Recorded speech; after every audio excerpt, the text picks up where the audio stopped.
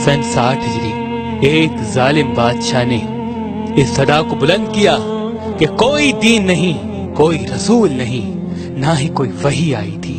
ताकत दौलत के सामने पूरी दुनिया खामोश रही, किसी ने कुछ नहीं कहा। बस एक चक्की पीसने वाली माँ और एक फटे पुराने और टूटी हुई चप्पल पहनने वाले बाप का बेटा हुसैन इब्ने अली उठा और कहा, ऐ यजीद, तू झूठा है। मेरा नाना मोहम्मद मुस्तफा सल्लल्लाहु अलैहि वसल्लम अल्लाह के रसूल हैं। कुरान अल्लाह की तरफ से नाजिल हुआ है ताकि इंसान अपनी इस्लाह कर सके। यजीद ने कहा, तू मुझे नहीं जानता, मेरे पास तलवार है, दौलत है, हुकूमत है। इमाम हुसैन ने कहा, मेरे पास सब्र है, शराफत है, सदाकत है। बस रात की तारीकी में इमाम हुसैन अपने नाना रसूल अल्लाह के रोजे पे आते हैं। अल्लाह के महबूब ख्वाब में आते हैं और फरमाते हैं, ऐ मेरे नवासे, इसी दिन के लिए तुम्हारी परवरिश की, तुम्हें इस्लाम पर कुर्बान होना है, अपना सब कुछ दीन खुदा पे फिदा करना है, अपने खून से इस्लाम की सदाकत को बयान करना है, अपने सर को तन से जुदा करवा के नौके नेज़ा पे सवार करवा के कुरान की तिलावत को सुनाना है, ताकि रोजे महशर तक कोई यजीद ये कह ना सके कि तुम्हारा नाना झूठा था। बस ये कहना था। इमाम हुसैन अपनी बहनों बेटियों को लेकर मक्के से होकर करबला की तरफ रवां हो गए। फौजे यजीद ने चारों तरफ से मौला हुसैन को घेर लिया। 3 दिन से पानी बंद कर लिया। इमाम हुसैन सब्र करते रहे। शब आशूर अपने तमाम चाहने वालों को एक खेमे में बुलाया और कहा, ऐ मुझसे प्यार करने वालों, ये जो बाहर फौज खड़ी है ये सब मेरे नाना के दीन के दुश्मन हैं, मेरे बाबा के दुश्मन हैं। इन सबको मेरा खून चाहिए, मेरा सर चाहिए। मैं तुम सब के लिए हुज्जत तमाम करता हूँ। जाओ, अपने गांव वापस चले जाओ, तुम्हारी जन्नत का जामिन मैं हूँ। बस ये कहना था। सब इमाम हुसैन को हसरत की निगाह से देखते रहे। इमाम हुसैन ने कहा, शायद तुम्हें आंखों की शर्म ने रोके रखा है। अब्बास, चराग बुझा दो। चराग का बुझना था। इमाम हुसैन ने कहा, जाओ, अपने अपने शहर वापस चले जाओ, तुम सब की जन्नत का दामन मैं हूँ। तुम सबको शहादत का मर्तबा अल्लाह से मैं लेके दूंगा। जाओ। बस कुछ देर के बाद इमाम हुसैन ने जैसे ही चराग जलाया, क्या देखे, सबके सब तलवार अपनी गर्दन पे रख के कहते हैं, ऐ हमारे आका हुसैन, आपको छोड़ के कैसे जाएं? ना हमें जन्नत की लालच है, ना हमें जानों का खौफ है। सिर्फ इतना बताएं, जब रोजे महशर आपके नाना पूछेंगे कि मेरे नवासे को ऐसे ही छोड़ दिया, आपकी वालदा पूछेगी कि मेरे बेटे को ऐसे ही तलवारों के बीच में छोड़ दिया, तो उनको क्या जवाब देंगे?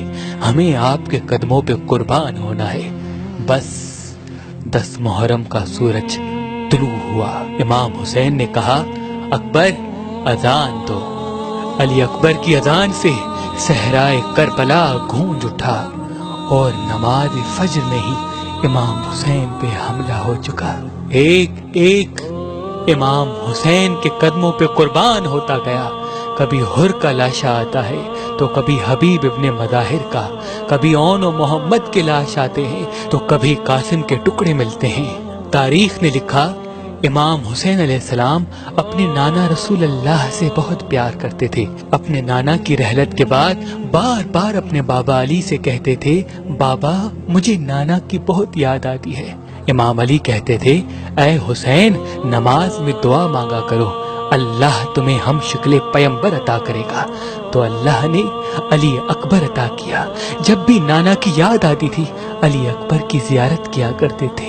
जब अली अकबर ने कहा, बाबा, मुझे भी इजाजत दें ताकि मैं भी आपके कदमों पे कुर्बान हो जाऊं, इमाम हुसैन ने फरमाया, जा अकबर, अल्लाह के दीन पे कुर्बान हो जाओ। बस जैसे ही घोड़े की जीन से ज़मीन पे आते हैं, इमाम हुसैन अली अकबर के पास आते हैं। देखते हैं जवान बेटा 18 साल का अली अकबर। कहते हैं, बाबा, मेरे सीने में बहुत तकलीफ है। बस जैसे ही सीने के हाथ को हटाना था, इमाम हुसैन देखते हैं एक बर्छी है जो अली अकबर के कलेजे में लगी है।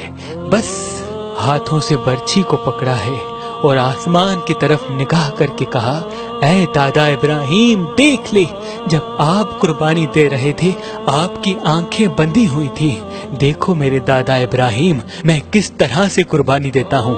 बस अल्लाह अकबर कहकर जैसे ही बर्छी को निकाला, अली अकबर तड़पने लगा और बर्छी के साथ साथ अली अकबर का कलेजा इमाम हुसैन के हाथों में आ गया। बस खून अकबर को लिए कहते हैं, ए अल्लाह कबूल करना, तेरे इस्लाम के लिए मैंने अकबर भी कुर्बान कर दिया। और आके अपनी आखिरी हुज्जत तमाम करते हैं। फौज यजीद के सामने कहते हैं, हल मिन नासिर यंसुरना, है कोई इस पूरी दुनिया में मुझ गरीब हुसैन की मदद करने वाला।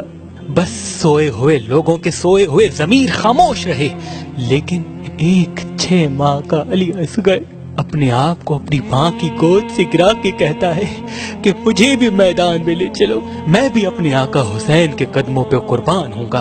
बस इमाम हुसैन को बीबी रुबाब ने अली असगर दिया और कहा, ऐ मेरे आका, ये सोता नहीं, इसे पानी पिलाओ। इमाम हुसैन अपने 6 माह के असगर को लिए मैदान में आते हैं और कहते हैं, ऐ लोगों, अगर तुम्हारी जंग है तो मेरे नाना के दीन से है, अगर तुम्हारी नफरत है तो मेरे बाबा अली से है, मुझसे है। इस 6 माह के बच्चे ने क्या कसूर किया है? 3 दिन से पानी न पीने की वजह से इसकी माँ का दूध खुश्क हो गया है, बस चंद कतरे इसे पानी पिलाओ। तो किसी जालिम ने कहा, असगर अगर खुद पानी मांगेगा तो हम उसको पानी पिलाएंगे। बस जैसे ही इमाम हुसैन ने कहा, असगर पानी मांगो, ये सुनना था, उमर बिन साद ने कहा, हुरमिला जल्दी असगर का निशाना ले और जल्दी तीर से इसका काम तमाम कर। ये आले रसूल हैं, इसमें कोई शक नहीं, आज असगर पानी मांग लेगा।